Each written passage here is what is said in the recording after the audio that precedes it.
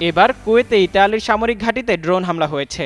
তবে এই হামলার ঘটনায় হতাহতের কোনো ঘটনা ঘটেনি বলে জানিয়েছে বার্তা সংস্থা এএফপি। এছাড়া ওই ঘাঁটিটি মার্কিন যুক্তরাষ্ট্রের সঙ্গে ইতালি যৌথভাবে ব্যবহার করে আসছে।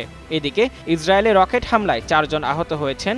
দেশটির জাতীয় জরুরি পরিষেবা মাগেন ডেভিড অ্যাডম জানিয়েছে, ইসরায়েলের বিনেই বার্গ এলাকায় একজন, রামাত গান এলাকায় একজন এবং পেতাহ তিকবা এলাকায় 2 জন আহত হয়েছেন।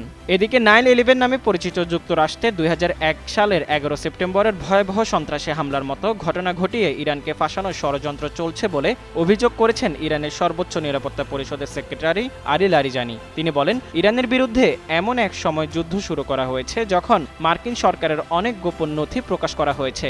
এসব নথি প্রয়াত ভয়ঙ্কর যৌন অপরাধী জেফ্রি অ্যাপস্টিনের সঙ্গে ধনী ও ক্ষমতাবান ব্যক্তিদের সঙ্গে সম্পৃক্ততা প্রমাণ করে। লারিজানি এখানে অ্যাপস্টিনের সঙ্গে যুক্তরাষ্ট্রের রাজনৈতিক, ব্যবসায়িক এবং সামাজিক অভিজাতদের সম্পর্কের দিকে ইঙ্গিত করেছেন।